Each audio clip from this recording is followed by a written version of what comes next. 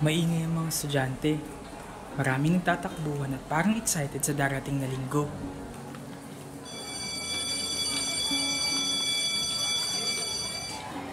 Magandang araw!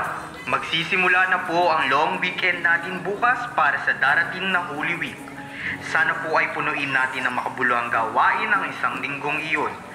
Sulitin natin ang mahabang bakasyon na ito dahil next week ng Monday pa ang balik natin sa eskwelahan. Masaya ako ngayon dahil mahaba-haba ang oras para makapaglaro ako ng aking video games. Sabi kasi ni nanay, sa bahay lang din daw kami mag-Holy Week dahil naniniwala siya sa pamahiin na hindi pwedeng bumiyahe kapag Semana Santa. Para daw makaiwas sa aksidente. Nak, tara. Kain tayo sa labas ng paborito mong fried chicken. Dinala ko ni nanay sa madalas naming kinakainan dahil alam niyang paborito ko dito. Habang kumakain kami ay kinamusta rin ni nanay ang aking araw. Sa mga sumunod na araw na walang pasok, natulog ako, kumain at tumulong kay nanay sa paglinis ng bahay.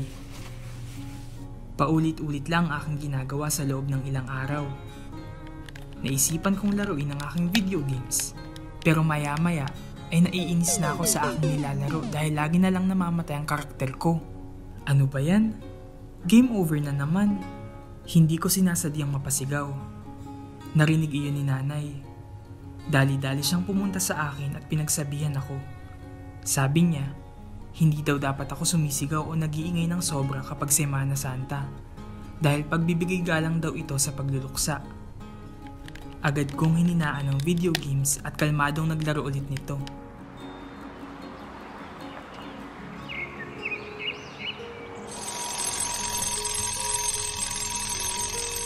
Kinabukasan pagkagising ko ay tumambad sa akin ang ulam namin na ginisang munggo at pritong galunggong. Tinanong ko si nanay kung bakit walang karne sa hapag namin. Paborito ko pa naman ang fried chicken. Sabi ni nanay, ngayong araw ay Biyernes Santo. Matagal na tradisyon na daw ang abstinence o pangingilin.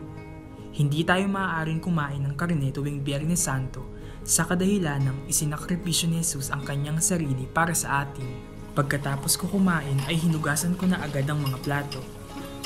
Pinaligo agad ako ni nanay bago sumapit ang 3:00 ng hapon dahil hindi na daw dapat maligo o maglaba pagsapit ng 3:00. Ito kasi ang oras ng pagkamatay ni Jesus. Natapos ang araw ko na maraming natutunan kay nanay. Nakakatawa, pero napagtanto ko na ang pagsunod sa mga tradisyon na ito ay hindi dahil sa kailangan nating paniwalaan. Bagkus, pagbibigay galang sa tradisyon at kultura na binuo ng mga Katolikong Pilipino. Isa rin ito sa daan upang balikan at muling pahalagahan ang pagsasakripisyo ni Jesus para sa atin. Sa di kalayuan, nakita ko si nanay na nakatayo sa tapat ng altar at tinawag ako. Anak, ngayong araw din pala ang death anniversary ng tatay mo. Bubuksan ko yung radyo ha. Pakinggan natin ang paboritong awitin niya. On NBC.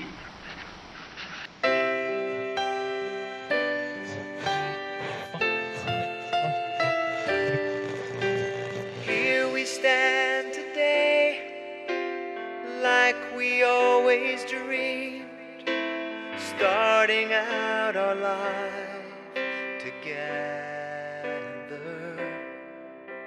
The light is in